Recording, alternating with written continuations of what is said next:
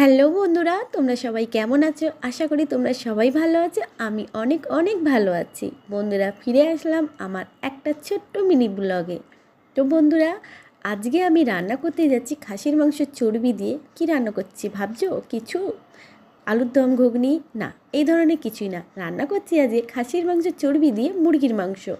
দারুণ রান্না বন্ধুরা, এটা তোমরা বাড়িতে ট্রাই করো, দারুণ হয় খেতে। তো বন্ধুরা, আমি তার জন্য ক্যাপসিকাম কেটে নিয়েছি, পেঁয়াজ কেটে নিয়েছি, আর মিক্সির বাটির মধ্যে টমেটো, কাঁচা লঙ্কা, আদা রসুন, পেঁয়াজ দিয়ে ভালো করে বেটে নিয়েছি। তারপর আমি এর মধ্যে নুন, হলুদ, জিরে গুঁড়ো দিয়ে আরেকবার বেটে নিয়েছি। তো বন্ধুরা, এখানে কড়াইয়ে তেল দেখছো, এইটুখানি তেলেই আমি রান্না করব। চর্বি তেল দেবেই, বুঝতেই পারছো। তো চর্বিটাকে আমি ভালো করে কেটে নেব ছোট ছোট করে, যাতে সবার পাতে পড়ে। আর এই চর্বিটার দাম নিয়েছে ৮০ টাকা। বুঝতে পারছো, ওইটুখানি চর্বি তার দাম নিচ্ছে ৮০ টাকা। যাকে বন্ধুরা, খেতে ইচ্ছে করেছে যখন বড়মশাই, তখন তো টাকার কথা আর ভাবলে হবে না। তো কড়াইয়ের মধ্যে তেল দেওয়া ছিল, তার মধ্যে আমি তেজপাতা দিয়ে দিয়েছি। তেজপাতাটা লাল হয়ে যাওয়ার পর তারপরে দিয়েছি পেঁয়াজ। পেঁয়াজটা একটু নাড়াচাড়া করে তারপরে এর মধ্যে দিয়ে দেবো চর্বি যেটা কেটে রেখে দিয়েছি সেইটা। কারণ এটা যদি আমি তেলের মধ্যে দিতাম বন্ধুরা, যা তেল ফাটতো, এদিক ওদিক করে আমাকে পালিয়ে যেতে হতো।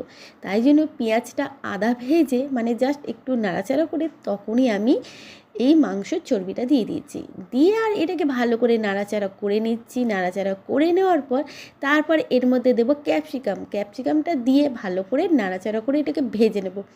এবার বন্ধুরা, এটা ভাজাটা বেশ ভালোভাবে ভাজতে হবে, একদম লাল লাল টাইপের।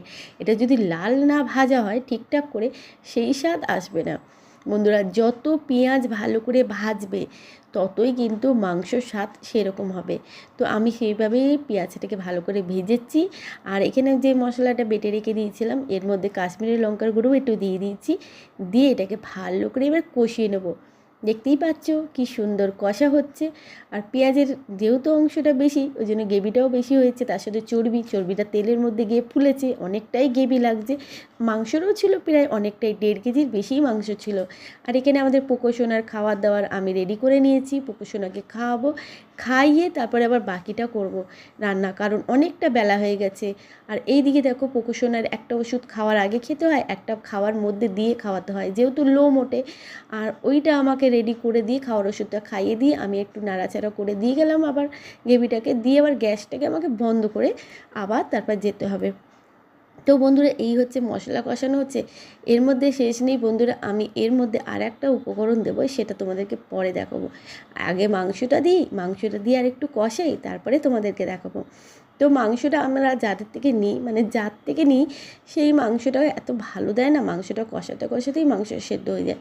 আর এর মধ্যে যদি আরও কিছু পড়ে, মানে বুঝতেই পারছো, ভিনিগার যদি, একটু লেবু বা একটু দই যদি দেওয়া হয়, তাহলে তো তার একটা সেদ্ধটাই আলাদা হবে। তো এর মধ্যে আমি দেবো সয়া সস আর টমেটো সস, যাতে বেশ টেস্ট হয় আর কালারটাও দারুণ আসে। তোমরা কিন্তু পারলে এরকমভাবেই রান্নাটা করে একবার খেয়েই দেখো না কীরকম হয়েছে। দারুণ হবে। খাসির মাংস ফেল। খাসির মাংস মানে যখন খাচ্ছি, খাসির মাংস ছাড়া অন্য কিছু মাংস মনে হচ্ছে না। যখন মাংসটা দাঁতে পড়ছে, তখন মনে হচ্ছে যে এটা মুরগির মাংস।